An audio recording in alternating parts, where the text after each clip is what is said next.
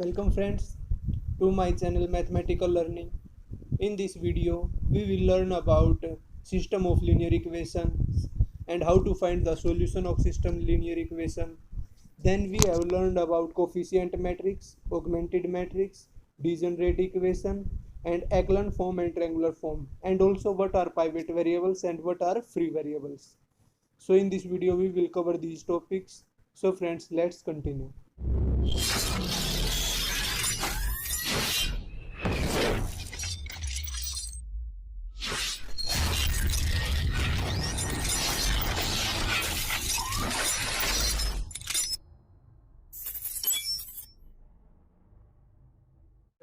System of linear equations.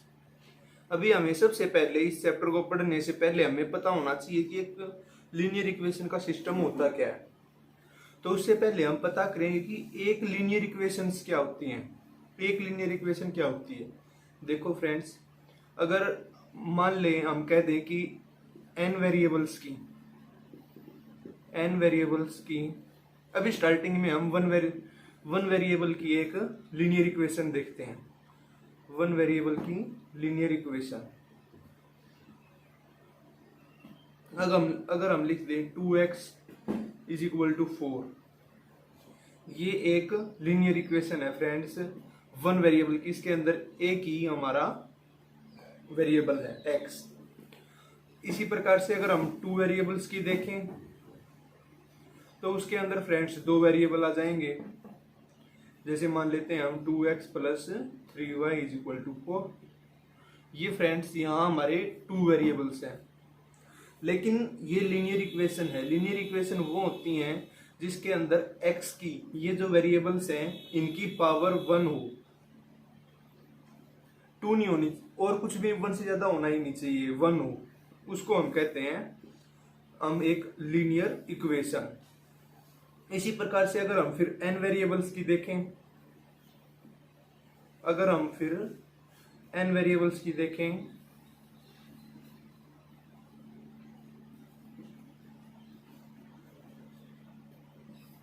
तो friends हो जाएंगी a11x1 प्लस a12x2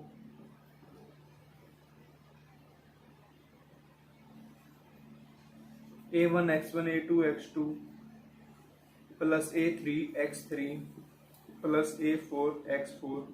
इसी प्रकार से anxn is equal to b अब फ्रेंड्स यहाँ देखें तो हम यहाँ हमारे पास कितने वेरिएबल्स हैं, x1 x2 x3 x4 xn, n number of variables हैं। इसीलिए ये हो जाएगी फ्रेंड्स एक n वेरिएबल की लीनियर इक्वेशन। इसको हम बोलते हैं लीनियर इक्वेशन। और अब हम देखते हैं कि सिस्टम ऑफ लीनियर इक्वेशंस क्या होता है। अब हम पढ़ेंगे एक सिस्टम ऑफ लीनियर इक्वेशंस। अब फ्रेंड्स जैसे अभी हमारे पास सिर्फ एक इक्वेशन थी, इसी प्रकार से हमारे पास बहुत सारी लीनियर इक्वेशंस होंगी। जैसे कि अगर हमने मान लिया हम अब स्टार्टिंग में n वेरिएबल्स का ही देख रहे हैं, जैसे a11x1 plus a12x2 plus dot dot dot plus a1n xn is equal to b1। इसी प्रकार से अगर सेकंड इक्वेशन भी होगी a21x1 plus a22x2 plus a2nxn is equal to b2। इसी प्रकार से हमने मान लिया m नंबर ऑफ इक्वेशंस हैं, am1x1 plus am2x2 plus amnxn is equal to bm। तो फ्रेंड्स अब देखा जाए यहाँ ऐसे देखा जाए, ये जो फर्स्ट एक इक्वेशन है ये एक लीनियर इक्वेशन है n वेरिएबल की। इसी प्रकार से सेकंड भी एक लीनियर इक्वेशन है और ये mth नंबर की इक्वेशन भी एक लीनियर इक्वेशन है। अभी ये सभी हैं लीनियर इक्वेशंस। और अगर इन सभी को एक साथ लिख दें तो ये हो जाएगा एक सिस्टम ऑफ लीनियर इक्वेशंस। ये हो जाएगा एक सिस्टम ऑफ लीनियर इक्वेशन। अब हमें पता है एक लीनियर इक्वेशन है, तो इसका एक सॉल्यूशन होगा। हम मान लेते हैं अभी हम सिर्फ ये फर्स्ट इक्वेशन, इसका एक सॉल्यूशन है, कुछ भी मान लेते हैं हम। x1 की अगर वैल्यू हम पुट करते हैं, u1, x2 की पुट करते हैं u2 और xn की पुट करते हैं un, और हम कहते हैं कि ये इसका सॉल्यूशन है। u1 u2 un is solution of equation first. अगर हम ये चीज कहते हैं तो फ्रेंड्स, ये अगर हम x1 की जगह ये वैल्यू और x2 की जगह u2 और xn की जगह un वैल्यू पुट रखें और फिर इसको सोल्व करें तो p1 आ जाएगा। लेकिन अभी हमें पढ़ना है कि सिस्टम का सॉल्यूशन क्या होगा। अगर हम कहें कि ये इक्वेशन इसका हिस्सा है सिस्टम का और इस इक्वेशन का ये सॉल्यूशन है, तो फ्रेंड्स ये सॉल्यूशन हर एक इक्वेशन का होना चाहिए, तभी वो सॉल्यूशन ऑफ ए सिस्टम कहा जाएगा। अगर हम मान लेते हैं solution of a system of linear equations, क्या होगा, कुछ ऐसी वैल्यूज होंगी x1 x2 dot dot dot xn की, जैसे हम मान लेते हैं a1 a2 an। ये वैल्यू ऐसी हैं, अगर हम कोई सी भी इक्वेशन में x1 की जगह a1, x2 की जगह a2 और xn की जगह an ये वैल्यू पुट रखें तो हर इक्वेशन इसको सेटिस्फाई करेगी। इसको कहते हैं friends solution of A system of linear equations. कुछ ऐसी वैल्यूज जो हर एक इक्वेशन को सेटिस्फाई करे। तो फ्रेंड्स अब हम पढ़ते हैं आगे की तरफ। तो फ्रेंड्स अभी हमने पता है कि अब हमें पढ़ना है सिस्टम ऑफ लीनियर इक्वेशन का हम सॉल्यूशन निकालते कैसे हैं। उससे पहले मैं एक बताना चाहूंगा कि उसके सॉल्यूशन हो कितने प्रकार के सकते हैं। उसके सॉल्यूशन हो कितने प्रकार के सकते हैं फ्रेंड्स, उसके सॉल्यूशन होते हैं, या तो वो सॉल्यूशन होगा कंसिस्टेंट,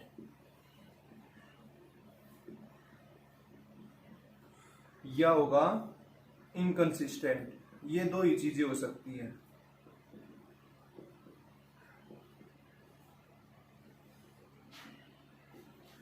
और कंसिस्टेंट के अंदर और दो चीजें हो सकती हैं फ्रेंड्स। एक होगा इनफाइनाइटली नंबर ऑफ सॉल्यूशंस, मतलब फ्रेंड्स जो वो सिस्टम है एक, उसके अंदर इनफाइनाइट नंबर ऑफ उसके सॉल्यूशंस एग्जिस्ट कर सकते हैं, कितने भी, मतलब हम गिन ही नहीं सकते इतने ही। और दूसरा होगा यूनिक सॉल्यूशन।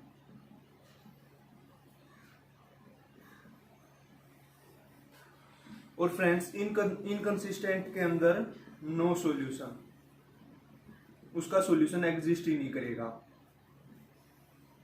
तो फ्रेंड्स यहाँ सिर्फ दो चीज हैं। अगर कोई सिस्टम ऑफ लीनियर इक्वेशन है तो दो चीजें होंगी, उसका सॉल्यूशन या तो एग्जिस्ट करेगा या एग्जिस्ट नहीं करेगा। अगर सॉल्यूशन एग्जिस्ट किया तो उसको कहेंगे कंसिस्टेंट, अगर सॉल्यूशन एग्जिस्ट नहीं किया तो उसको कहेंगे इनकंसिस्टेंट। इनकंसिस्ट के अंदर सॉल्यूशन एग्जिस्ट नहीं करता, कंसिस्टेंट के अंदर सॉल्यूशन एग्जिस्ट करता है। वो सॉल्यूशन एग्जिस्ट दो तरीके से कर सकता है, या तो उसका यूनिक सॉल्यूशन हो या फिर उसके इनफाइनाइट नंबर ऑफ सॉल्यूशंस हो। तो फ्रेंड्स अब हमें पूरे आगे हम जब इसके निकालने शुरू करेंगे हम सॉल्यूशंस, हम कई तरीके पढ़ेंगे, तो हम तीनों प्रकार के एग्जाम्पल लेकर देखेंगे कि कैसे कैसे ये होता है। ओके फ्रेंड्स, अब हम बढ़ते हैं आगे। तो फ्रेंड्स अभी हम सॉल्यूशन पढ़ने से पहले कि सॉल्यूशन एग्जिस्ट करेगा या नहीं करेगा और कौन सा सॉल्यूशन होगा, उससे पहले हम कुछ चीजें पढ़ेंगे फ्रेंड्स। पहला होगा कोफिशिएंट मैट्रिक्स। कि कोफिशिएंट मैट्रिक्स होती क्या है, तो उसके लिए मैंने एक सिस्टम बना लिया है पहले से ही। कि मान लेते हैं हम ये कोई एक सिस्टम है, इसके अंदर m नंबर ऑफ इक्वेशंस हैं फ्रेंड्स। ये जो है जैसे हमें देख रहा है 1 2 3 डॉट डॉट डॉट m, ये मतलब इसके अंदर m नंबर ऑफ इक्वेशंस हैं, m नंबर ऑफ इक्वेशंस हैं। और friends x1 x2 x3 dot dot dot xn, मतलब इसके अंदर n नंबर ऑफ अननोन्स हैं।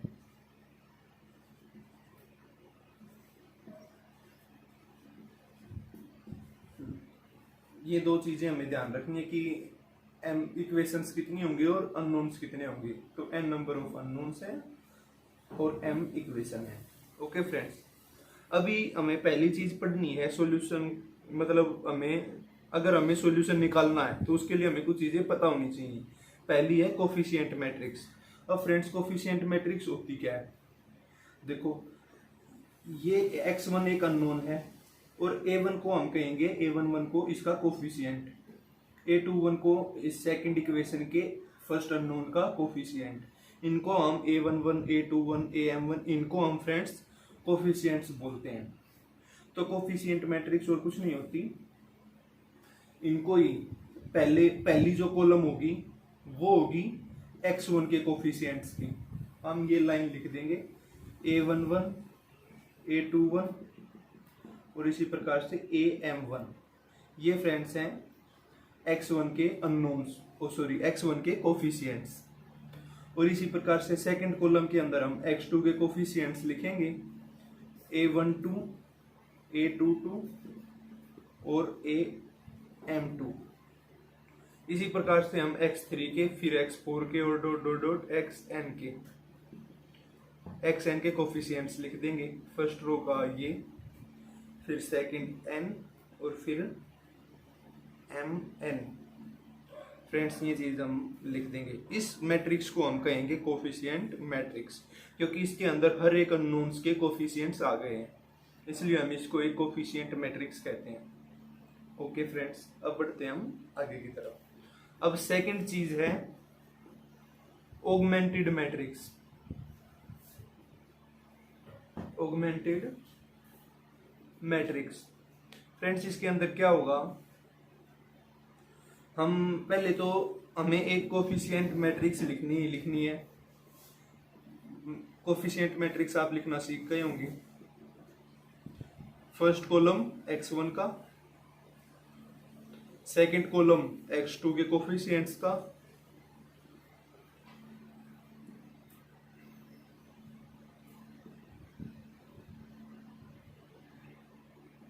और इसी प्रकार से nth column coefficients of xn का।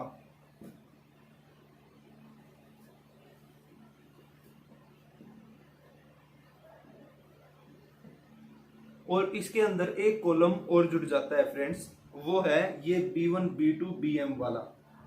ये होगा कॉलम ऑफ कॉन्स्टेंट्स, एक कॉलम है कॉन्स्टेंट्स का, क्योंकि फ्रेंड्स ये कॉन्स्टेंट वैल्यू है, ये कोफिशिएंट्स है और ये कॉन्स्टेंट्स हैं। हमें ये चीज ध्यान रखनी है, b1 b2 और bm। तो ये जो मैट्रिक्स अब फॉर्म हुई है फ्रेंड्स, ये होगी ऑगमेंटेड मैट्रिक्स। अभी हम एक सेकंड के लिए इसको मान लेते हैं कोफिशिएंट मैट्रिक्स। इसको हम थोड़ी देर के लिए भूल जाते हैं कि ये है भी। तो कोफिशिएंट मैट्रिक्स की अगर हम ये साइज निकालें वो कितना होगा फ्रेंड्स, mn का, मतलब जितने नंबर ऑफ इक्वेशंस थी वो इसकी रोज हैं और जितने नंबर ऑफ अननोन्स हैं वो इसके कॉलम्स हैं। तो m क्रॉस n का साइज है। और अगर हम यहाँ फिर अब देखें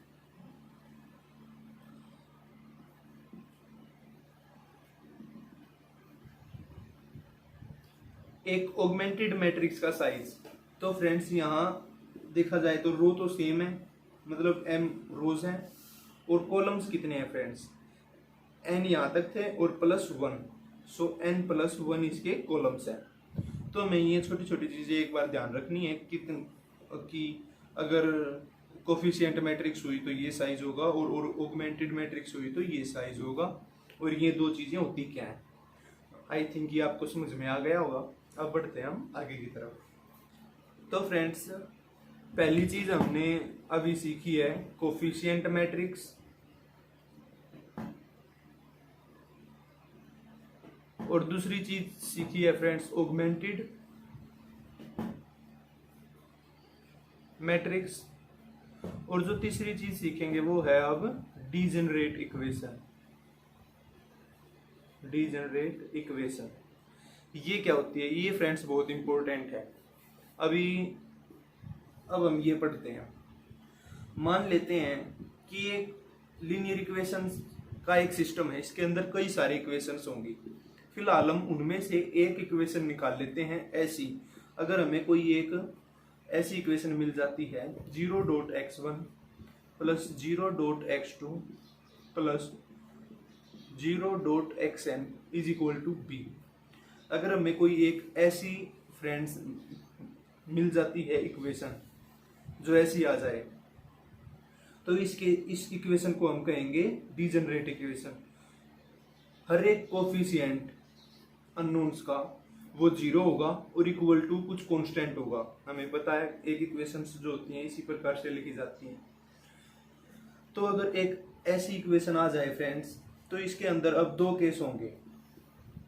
क्या केस होंगे फ्रेंड्स? केस 1 कि अगर b 0 हो गया, अगर पहली बात b 0 हुआ तो क्या होगा?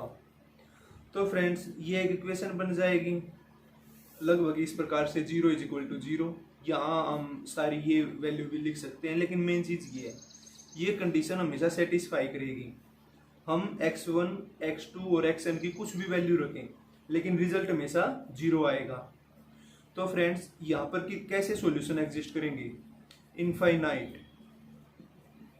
इनफाइनाइट सॉल्यूशन एग्जिस्ट करेंगे। हम ये कह सकते हैं कि हर एक वैल्यू हम x1, x2, xn की कुछ भी वैल्यू रखें, हमेशा ये सॉल्यूशन आएगा ही आएगा अगर हम b इक्वल टू 0 रख दें। अब बात आती है फ्रेंड्स दूसरी,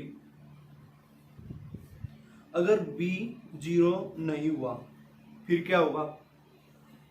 फिर ये होगा फ्रेंड्स, अगर 0 इज इक्वल टू b आएगा, जो कि ये कंडीशन कभी सेटिस्फाई नहीं होगी, क्योंकि b 0 नहीं है, ये कभी बराबर नहीं हो सकते। तो इस केस के अंदर फ्रेंड्स आ जाएगा नो सॉल्यूशन, क्योंकि अगर b 0 नहीं है फ्रेंड्स, हम x1, x2, xn की कुछ भी वैल्यू रखें, क्योंकि हम यहाँ हमेशा 0 आएगा ही आएगा, हम कुछ भी वैल्यू रख सकते हैं 0 आएगा, क्योंकि 0 हर एक के साथ प्रोडक्ट में है, और इक्वल टू कुछ समथिंग नॉन 0 आ रहा है, हम देख सकते हैं 0 इज इक्वल टू 1 कुछ भी लिख लें, ये कंडीशन कभी सेटिस्फाई नहीं होगी। तो इसीलिए फ्रेंड्स इसको हम कहेंगे नो सॉल्यूशन। अभी बात आ जाती है, ये हमने एक इक्वेशन के लिए देख लिया कि एक इक्वेशन होगी तो दो केस बनेंगे। अगर b 0 होगा तो हर एक सॉल्यूशन, मतलब हम x1, x2, xn की कुछ भी वैल्यू रखें वो उसका सॉल्यूशन माना जाएगा, इनफाइनाइट सॉल्यूशंस होंगे। और केस 2 आता है जब हम b नॉट इक्वल टू 0 लेते हैं, उस केस में नो सॉल्यूशन रहेगा। अब हमें निकालना है सिस्टम ऑफ लीनियर इक्वेशंस के लिए उसका सॉल्यूशन। जैसे एक इक्वेशन के लिए हमें पता चल गया कि अगर इस फॉर्म की है और b इक्वल टू 0 है तो इनफाइनाइट सॉल्यूशन, और b नॉट इक्वल टू 0 है तो नो सॉल्यूशन। अब बात आती है सिस्टम ऑफ लीनियर इक्वेशंस के लिए। अगर हम मान लेते हैं एक सिस्टम है लीनियर इक्वेशंस का, उसके अंदर एक इक्वेशन इस फॉर्म की आ जाती है, डीजेनरेट इक्वेशन आ जाती है एक, तो उस केस में क्या होगा? अब जैसे यहाँ दो केस हैं, एक के लिए इनफाइनाइट सॉल्यूशन आ रहा है, तो उस केस में क्या होगा? केस 1 में क्या होगा? फ्रेंड्स हमें पता है कि इसका कुछ भी हम x1, x2, xn की कुछ भी वैल्यू रखें, हमेशा सॉल्यूशन एग्जिस्ट करेगा ही करेगा। लेकिन क्या पता और जो इक्वेशंस हैं उनके लिए हर एक सॉल्यूशन एग्जिस्ट ना करता हो, तो फ्रेंड्स हम इस इक्वेशन को इग्नोर कर देंगे। केस 1 के अंदर हम इस इक्वेशन को इग्नोर कर देंगे और बाकी जो भी इक्वेशंस हैं उनको हम सोल्व करके उनके सॉल्यूशंस निकालेंगे। उनके जो भी सॉल्यूशंस आएंगे वो साधारण सी बात है, इस इक्वेशन को तो सेटिस्फाई करेंगे ही करेंगे, क्योंकि इसके लिए हर एक सॉल्यूशन वैलिड है।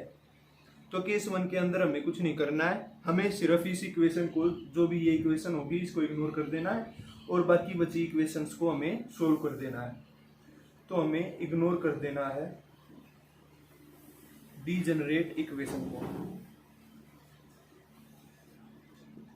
ओके फ्रेंड्स, यह अभी समझ में नहीं आएगा, आपको शायद नहीं आया, लेकिन अभी जब हम बाद में इसके एग्जांपल्स करेंगे तब आपको पक्की तरह से समझ में आ जाएगा।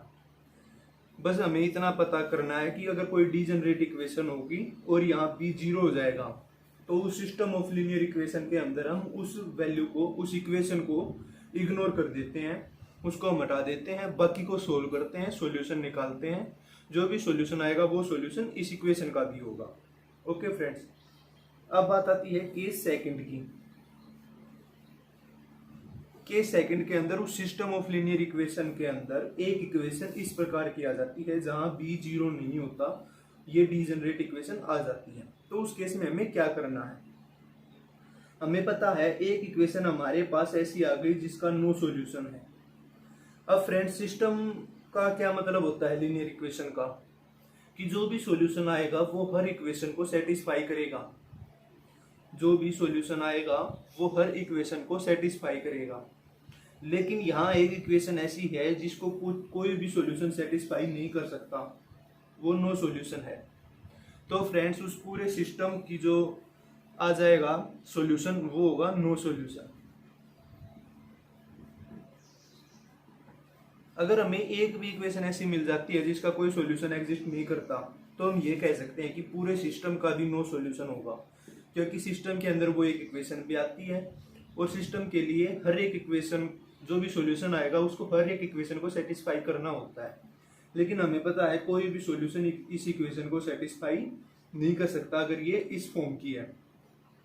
तो फ्रेंड्स, इसके लिए पूरे सिस्टम का हमें नो सॉल्यूशन लिखना पड़ेगा। ये थी हमारी तीसरी बात। अब हम बढ़ते हैं आगे। तो फ्रेंड्स, अब फोर्थ चीज है ट्रायंगुलर और एक्लन फॉर्म। हमें ये दो फॉर्म निकालनी आनी चाहिए, ट्रायंगुलर फॉर्म और एक्लन फॉर्म। देखा जाए तो ये दोनों चीजें फ्रेंड्स एक ही चीज होती हैं, इनके अंदर थोड़ा सा अंतर होता है बस। हमें ट्रायंगुलर फॉर्म कुछ भी हो सकती है, अपर ट्रायंगुलर और लोअर ट्रायंगुलर। जब हम सिर्फ ट्रायंगुलर लिखते हैं तो हम अपर ट्रायंगुलर लेकर चलते हैं फ्रेंड्स। हम यहाँ सिर्फ अपर ट्रायंगुलर का यूज करेंगे।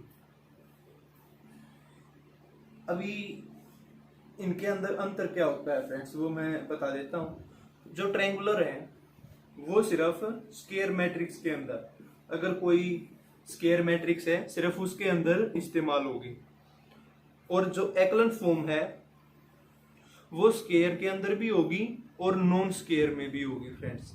अगर कोई स्क्वायर मैट्रिक्स नहीं है उसकी हम एक्लन फॉर्म निकाल सकते हैं, लेकिन ट्रायंगुलर फॉर्म नहीं निकाल सकते। लेकिन अगर कोई स्क्वायर मैट्रिक्स है तो उसकी हम दोनों चीजें निकाल सकते हैं, ट्रायंगुलर भी और एक्लन भी। फिर इन दोनों में कोई अंतर नहीं रहेगा, ये दोनों चीजें सेम हो जाएंगी बिल्कुल।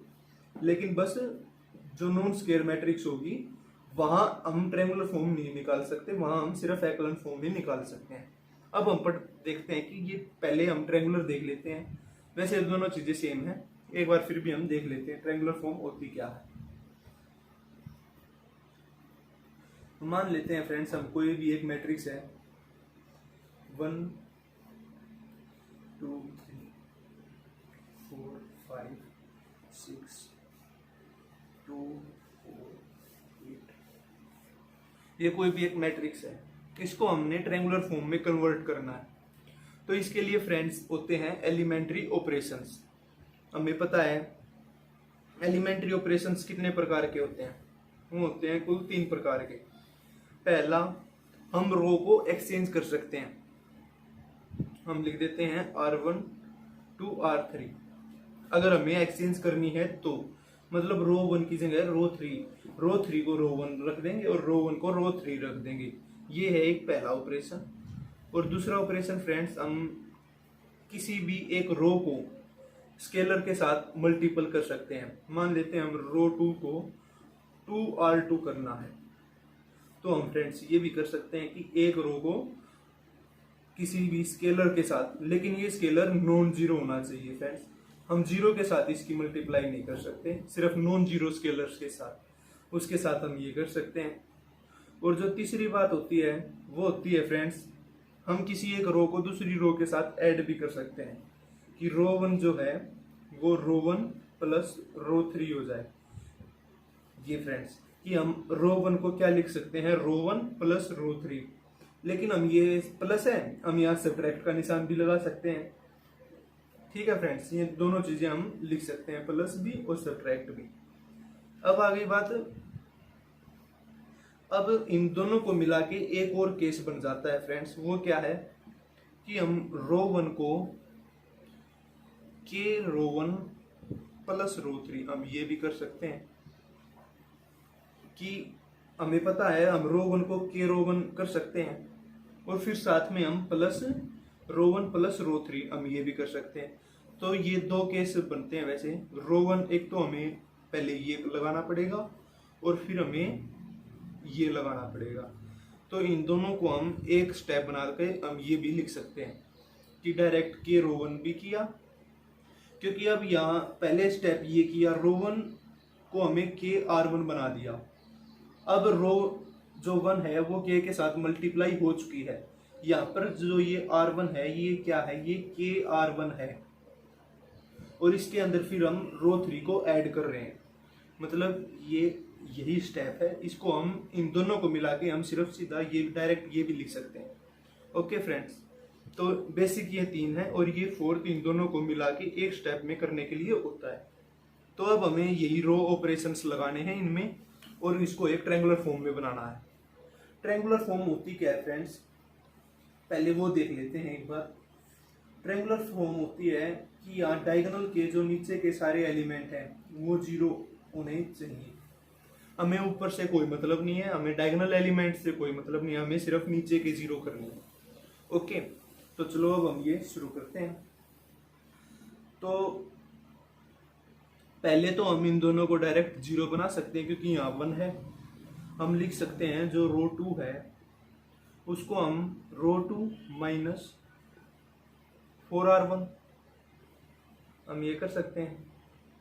ये फिर 0 हो जाएंगे सभी, ये वाला एलिमेंट 0 हो जाएगा। और साथ में हम दूसरी कंडीशन भी लगा सकते हैं, रो 3 के लिए रो 3 माइनस 2R1।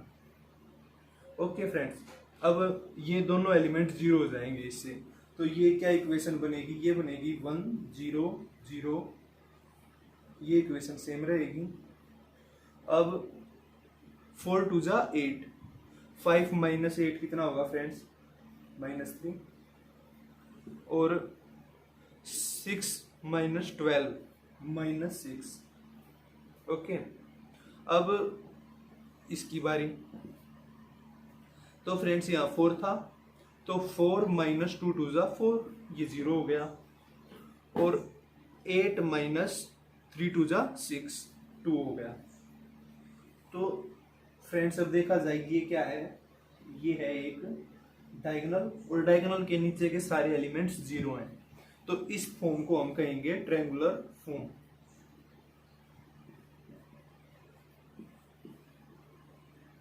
हमें ये ट्रायंगुलर फॉर्म के अंदर कोई भी एक इक्वेशन है उसको निकालना आना चाहिए।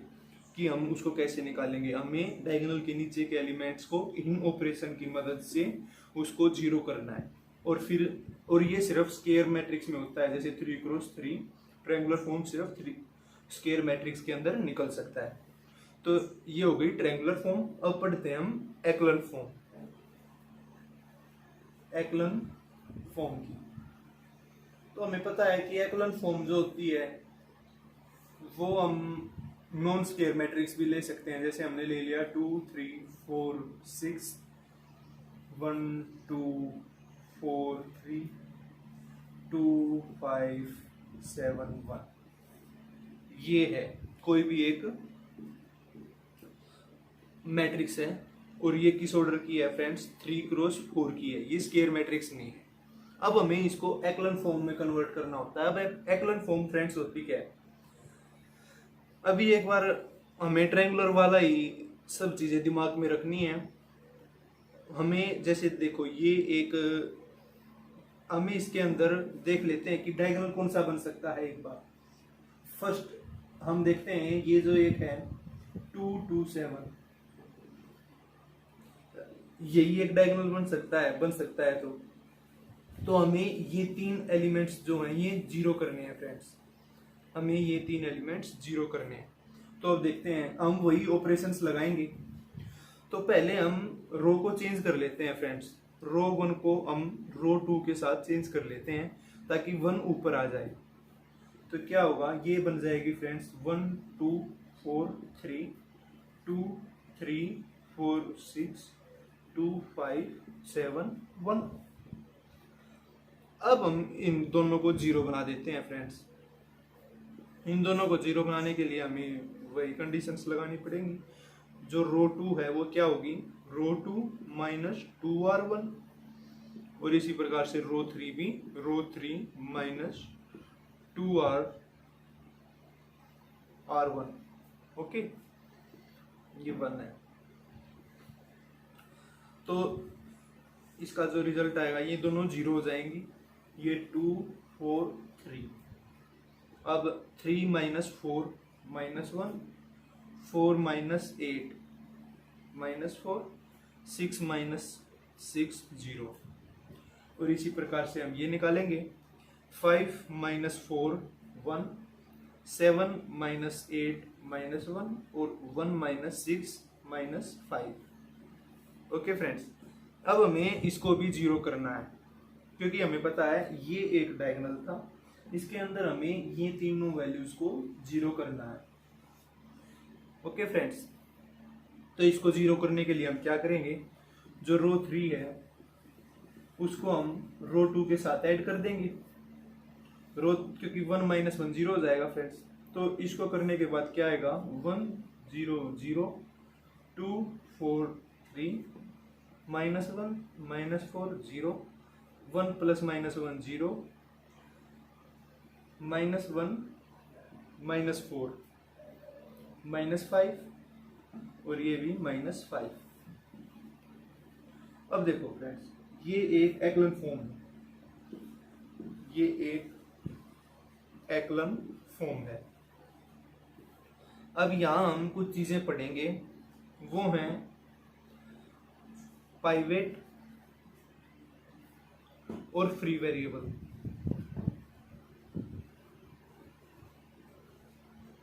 पाइवेट वेरिएबल और फ्री वेरिएबल। तो फ्रेंड्स, ये जो वैल्यूज आई हैं 1 माइनस 1 और माइनस 5, इनको हम पाइवेट वेरिएबल्स बोलते हैं फ्रेंड्स। इनकी कुछ कंडीशंस होती हैं, वो अभी हम एक बार नेक्स्ट में चेक करेंगे। इसको हम क्लियर करेंगे पाइवेट वेरिएबल्स। तो पाइवेट वेरिएबल्स क्या होते हैं फ्रेंड्स, कोई भी हम एक इक्वेशन लें, एक एक्लन फॉर्म बना लेते हैं, हम मान लेते हैं हम ये है, तो इसके अंदर ये जो 3 ये होंगे एलिमेंट्स, इनको हम कहेंगे पाइवेट वेरिएबल्स। तो इसको हम थोड़ा और एक्सपेंड कर लेते हैं, ये तो एक रेक्टेंगुलर फॉर्म हो गई 4 5 6। तो इसके अंदर ये जो 3 एलिमेंट्स होंगे इनको हम कहेंगे फ्रेंड्स पाइवेट वेरिएबल्स। ओके, अब बात आती है कि अगर ये तो हमें पता है ये डायरेक्ट है, लेकिन अगर कुछ इक्वेशन इस प्रकार से होती कि जैसे कि 1 2 3 4 0 0 1 2 0 1 4 5, तो फ्रेंड्स इसके अंदर क्या होगा। लेकिन यहाँ पाइवेट वेरिएबल्स की मैं एक कंडीशन बता देता हूँ कि कोई भी जो लीडिंग अननोन है, कोई भी एक लीडिंग अननोन है, वो उसकी प्रीसीडिंग इक्वेशन के, जो उससे पहले की इक्वेशन है, उसके राइट साइड में होना चाहिए। ये इसकी एक इक्वेशन एक कंडीशन होती है कि जो एक लीडिंग अननोन किसको कहेंगे, जैसे यहाँ लीडिंग अननोन क्या है फ्रेंड्स 1, इस इक्वेशन में 1 और इस लाइन में 3, ये लीडिंग अननोन्स हैं। जो भी एक ये एक कंडीशन है, leading unknown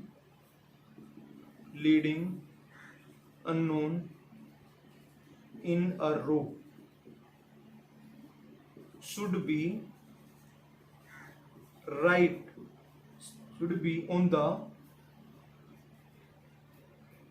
be on the right side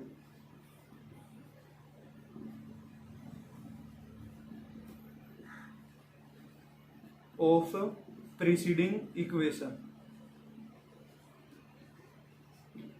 जो भी एक मान लेते हैं एक लीडिंग अननोन जो होगा वो पिछली इक्वेशन के हमेशा राइट में होना चाहिए लीडिंग अननोन के। जैसे इसको हम जो फर्स्ट अननोन होगा इसको तो हम किसी से कंपेयर कर नहीं सकते, तो इसको हम कहीं भी लिख सकते हैं। अब ये बात आ गई, ये अननोन है, इसके राइट साइड में है, बिल्कुल ठीक है। इसी प्रकार से ये भी एक प्राइवेट वेरिएबल जब भी होगा जब ये पिछली इक्वेशन के राइट साइड में होगा, ये राइट साइड में है, तो ये तीनों अननोन वेरिएबल्स प्राइवेट वेरिएबल्स हैं। अब बात आती है फ्रेंड्स इस मैट्रिक्स में, देखिए यहाँ पर लीडिंग अननोन ये है, यहाँ पर लीडिंग अननोन ये है और यहाँ पर ये है, तो ये इसके राइट साइड में है, ये इसके राइट साइड में है, बिल्कुल ठीक है। लेकिन क्या ये इसके राइट साइड में, ये नहीं है राइट साइड में, तो इसको हम एक एक्लन फॉर्म नहीं कह सकते, ये एक एक्लन फॉर्म नहीं है। एक्लन फॉर्म के लिए ये कंडीशन फ्रेंड्स मस्ट होती है। लेकिन अगर हम इन दोनों इक्वेशंस को इन दोनों रोज को चेंज कर दें, इंटरचेंज कर दें, तो ये एक्लन फॉर्म हो जाएगी, क्योंकि इसके अंदर फिर यहाँ वन आएगा और यहाँ वन आएगा, फिर ये हो जाएगी एक्लन फॉर्म। तो एक्लन फॉर्म के लिए हमें ये कंडीशन ध्यान रखनी है, उसी को हम एक्लन फॉर्म कहेंगे। ओके फ्रेंड्स, अब बात आती है प्राइवेट वेरिएबल्स, हमें पता चल गए कौन से होंगे प्राइवेट वेरिएबल्स, इस प्रकार वाले होंगे। तो इसको मैं यहाँ 1 कर देता हूँ और यहाँ 0 कर देता हूँ, तो यहाँ पर ये जो वेरिएबल्स हैं ये प्राइवेट वेरिएबल्स हो गए। ओके फ्रेंड्स, अब बात आती है फ्री वेरिएबल्स की, फ्री वेरिएबल्स की। तो फ्रेंड्स देखा जाए तो यहाँ जो है 3 रोज हैं 4 कॉलम्स हैं। 3 रोज का मतलब फ्रेंड्स यहाँ 3 इक्वेशंस गिवन होंगी और 4 अननोन्स का मतलब फ्रेंड्स यहाँ पर 4 अननोन्स होंगे। तो ये फर्स्ट अननोन है, ये सेकंड, ये थर्ड और फोर्थ अननोन के अंदर कोई भी प्राइवेट नहीं है। तो जो फोर्थ अननोन है ये तो फ्रेंड्स आपको समझ में आ गया होगा 3 क्रॉस 4 का क्या मतलब है, ये भी मैंने बताया कि 3 इक्वेशंस होंगी। इसको हम एक बार थोड़ा क्लियर कर लेते हैं, फिर हम आराम से देखते हैं। तो फ्रेंड्स यहाँ पर 3 रोज हैं, तो इसका क्या मतलब है कि यहाँ 3 इक्वेशंस हैं और 4 अननोन्स का मतलब 4 कॉलम्स का मतलब 4 अननोन्स है फ्रेंड्स। ओके, इस प्रकार से लगभग x1, एक x2, एक x3 और एक x4। अब यहाँ पर हमें पता है कि ये जो फर्स्ट कॉलम होता है ये x1 के कोफिशिएंट्स का होता है, सेकंड कॉलम x2 के और थर्ड कॉलम x3 के, इसी प्रकार से फोर्थ कॉलम x4 के कोफिशिएंट्स का होता है। तो फ्रेंड्स इन तीनों के अंदर एक प्राइवेट, इन तीनों का एक प्राइवेट है, हमें पता है 1, 1, 3, लेकिन फोर्थ का कोई प्राइवेट नहीं है। तो जो ये फोर्थ वेरिएबल होगा इसको हम कहेंगे फ्री वेरिएबल, इसको हम कहते हैं फ्री वेरिएबल। ये कितने भी हो सकते हैं, ये एक्लन फॉर्म के हिसाब से होता है फ्रेंड्स। जो एक्लन फॉर्म होगी उसके अंदर कितने ऐसे वेरिएबल्स हैं जिस कॉलम के अंदर कोई भी प्राइवेट नहीं है। अब हम मान लेते हैं कुछ ऐसी कंडीशन होती कि ये सभी 0 हो जाते, मान लेते हैं एक बार के लिए ये दोनों भी 0 हो जाते हैं यहाँ पे। तो फ्रेंड्स ये भी एक एक्लन फॉर्म है, क्योंकि हमें ये कंडीशन ध्यान रखनी है कि जो लीडिंग अननोन है वो हमेशा राइट में होना चाहिए। अब यहाँ जो लीडिंग अननोन है, यहाँ कोई लीडिंग अननोन नहीं है, तो ये एक एक्लन फॉर्म है, बिल्कुल ठीक है। यहाँ पर x1 और x2 के प्राइवेट वेरिएबल्स ये हैं 1, 1 और x3 और x4 के लिए कोई प्राइवेट नहीं है, तो यहाँ पर दोनों फ्री वेरिएबल्स हो जाएंगे। ओके फ्रेंड्स, तो प्राइवेट वेरिएबल क्या होते हैं और फ्री वेरिएबल क्या होते हैं ये हमें पता होना चाहिए। आई थिंक ये क्लियर हो गया होगा बिल्कुल। So friends, in the next video we will learn about Gauss elimination and row canonical form. So we will meet in the next video. If you like this video, please like it and subscribe this channel for our latest videos. Okay friends.